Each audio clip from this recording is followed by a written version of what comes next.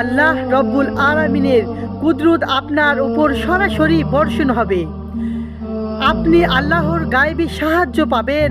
এই দোয়াটি হাদিস শরীফ থেকে এসেছে। দোয়াটি হলো বিসমিল্লাহিস সাফি বিসমিল্লাহিল কাফি বিসমিল্লাহির গাফি ওয়া কাফা বিসমিল্লাহি ওয়া কিলা রব্বি আন্নি মাকবুলুন ফান্তাসির। এই দোয়াটি পড়ার পরে আল্লাহ তাআলার 4টি গুণবাচক নাম বলতে হবে।